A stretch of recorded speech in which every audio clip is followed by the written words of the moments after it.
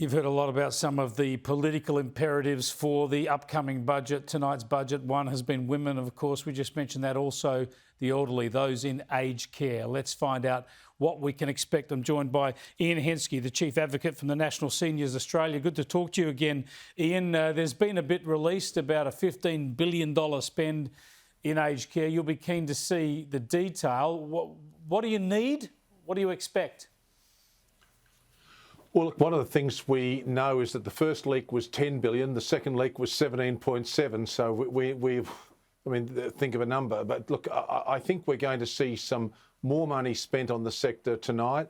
I think the issue of home care, which has been dragging on now for 2 years since the Royal Commission began back in January a couple of years ago, that's got to be fixed because the people at that higher level of home care, people are dying before they get the care they need, so that's got to be triaged, if you like. Just to jump in there, what we're talking about is more places, more people getting aged care services at home. At home, that's what people tell us they want. When we survey national seniors members, that's what. What sort of numbers of people getting services or total spend do you need there?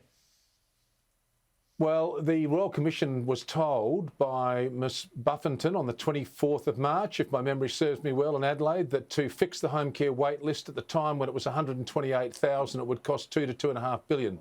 So we know that if you're thinking of a figure, think about $2 billion to solve the list at the moment, which is about 100,000 people that are waiting for the care that they need. Then you need the workers, of course, and this is the thing that I think we've got to focus on. We've got a border that's closed, so people are not coming in. We've got 750,000 people out of work. So in a sense, this gives an opportunity to create workers and a workforce that we'll need for the next 20 to 30 years. Ken Wyatt, you might remember, at the press club a couple of years ago said that we're going to need 600,000 extra workers in aged care. So there's an opportunity there as well for the government to train people and fix this problem. So part of this aged care spend, part of this aged care spend, you would want to see some money allocated to training the existing people, training unemployed people, training people now to be aged care workers. Well, and look, that's what is happening. There was a pilot program recently done in South Australia, a very successful one, where they trained a small number, and it was a mixture of on-the-job training, classroom training, getting better trained people. That's what we need, because when people go into aged care now, Chris, it's at the very final stage of life, so they're very frail, so you need people that have been trained well. Of course, the other issue that's out there as well is making sure that people can draw down on the equity in their homes. You were talking before about people contributing more. Many people would like the home care loan scheme to be available for people at a lower interest rate than what it is at the moment, because then people can actually buy their own care. And a lot of people say they want to do that. And many people are doing that at the moment.